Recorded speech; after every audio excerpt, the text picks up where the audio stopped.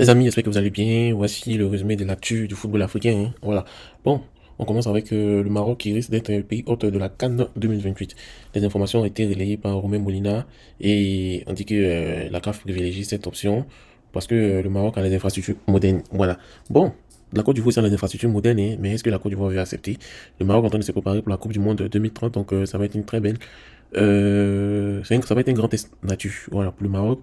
Et aussi, s'ils ont remporté cette canne, ils risquent de remporter encore l'autre canne en 2028. Donc ça va les faire 3 étoiles rapidement. Voilà. En tout cas, quand on a les infrastructures, c'est comme ça, hein. Et si ça s'annonce vrai, on va retourner au Maroc et on espère que les gens vont prendre les revanches là-bas.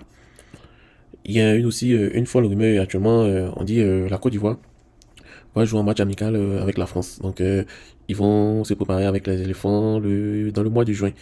Est-ce que c'est une bonne chose? Je dirais non, parce que imaginez si l'équipe de Côte d'Ivoire perd, je dirais 5-0. 5-0 contre cette équipe de France. Vous allez voir que le moral va être bas pour entamer cette Coupe du Monde. Donc, je préfère ne pas affronter la France en amical. Moi, je préfère les affronter durant le tournoi. Voilà, moi, c'est mon point de vue, ça n'engage que moi. Et si vous êtes d'accord, vous pouvez écrire en commentaire. Si vous êtes contre aussi, vous pouvez écrire en commentaire et on va débattre. Voilà. On a le coach du PSG qui a parlé de la finale de la CAN 2025-2026 parce qu'il a deux de ses poulains. Il s'agit d'Achraf Hakimi et Ibrahim Baye qui sont tous deux finalistes dans les deux équipes. Voilà. Tous deux ils vont chercher à avoir la deuxième étoile sur le maillot. Ce qui est sûr, il y a un pays qui va avoir une étoile sur le maillot qui va rester, ils vont fermer les bouches. Et il y a un pays qui va avoir 2 étoiles qui va vouloir se rapprocher des Ivoiriens. Voilà. Bon, il dit que ils sont déjà fatigués de le froid, donc s'ils reviennent, c'est pas grave. C'est que s'il y a un qui va vite revenir énervé, agacé, parce que il va pas rentrer content. Voilà. En tout cas, s'il y a un arrangement, c'est qu'il y a un dérangement. Donc si quelqu'un a gagné la canne, c'est qu'il y a quelqu'un qui va perdre la canne. Courage à vous, on va voir. Selon vous, qui va gagner la canne? Le Maroc ou le Sénégal? En parlant de cette canne, il y a des faits insolites, hein. Voilà, maintenant tout le monde a les smartphones. On peut figer une personne et puis on va voir tout ce que la personne fait durant le match. Donc il y en a les caméras qui sont braquées sur le gardien de but sénégalais qui est en train de réciter les maghrib. Je ne sais pas ce que ça veut dire. Donc vous les musulmans, vous les sénégalais qui suivez cette vidéo, c'est quoi un maghrib pendant le match contre l'Égypte? En tout cas, faut réunir toutes les conditions normales de température et de pression pour pouvoir gagner. Si ça peut augmenter son moral pour qu'il soit un grand gardien. Bon, c'est ça. En tout cas, qu'est-ce que vous en pensez? Est-ce que ça là, c'est vraiment bon pour le football moderne? Écrivez en commentaire. On revient aussi sur la demi-finale contre le Maroc, où le coach de l'Égypte qui dit que ça n'a pas été un match facile pour eux. Le Maroc méritait la victoire. Tout le monde disait que ce que j'avais dit en conférence était un bluff ou un mensonge, mais je connais mon groupe. Le match n'a pas été facile pour eux. Est-ce qu'ils n'ont pas été trop fatigués? Est-ce qu'ils ont eu un bon préparateur physique? Parce que à ce stade, c'est comme si ils devaient enchaîner 7 matchs tous les 3 jours. Est-ce que ils ont su gérer le côté physique des athlètes? Non, je ne le pense pas. Et je pense que ça va servir de leçon au coach qui va se préparer pour les autres échéances à venir.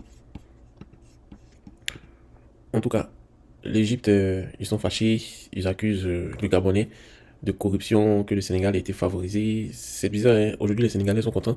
Il y a pratiquement 1 an ou 2 ans de cela, ils ont accusé ce même arbitre de corrompu et qu'ils ont favorisé les Ivoiriens. Donc, vous voyez que chez les Sénégalais, vous n'êtes pas crédible parce que vous défendez cet arbitre maintenant. C'est cet arbitre qui avait arbitré le match contre le Sénégal contre la Côte d'Ivoire en janvier 2024, si je ne me trompe pas. Donc, le voici ici qui est en train d'arbitrer le match contre l'Égypte et on dit qu'il a favorisé les Sénégalais. Peut-être il s'est fait pardonner, on ne sait pas. Tout ça là, ça va être un mystère. Voici aussi un autre arbitre aussi qui a été critiqué. Voilà, c'est l'arbitre gagné Daniel Ni Laria. Lors du match contre Maroc, on a Osaï Samuel qui dit l'arbitre était terrible. Ça, c'est vrai. Moi, je suis d'avis. Il y a des choses qu'il faisait, c'est vraiment incompréhensible. On connaît tous la rivalité entre le Nigeria et le Ghana. Voilà. Quand la Côte d'Ivoire a gagné la CAN 2024, le Ghana a jubilé parce qu'il ne voulait pas avoir le Nigeria leur atteindre une 4 étoiles. Donc, j'ai pas compris pourquoi est-ce que la CAF prenne un pays rival au Nigeria, surtout on connaît cette forte rivalité et l'arbitre allait entraîner. Bon, ça c'est un faux prétexte, hein, mais il y a eu des faits de jeu graves où il touche même pas le joueur fait faute sur l'autre joueur, celui qu'on fait faute sur lui, on lui donne un carton.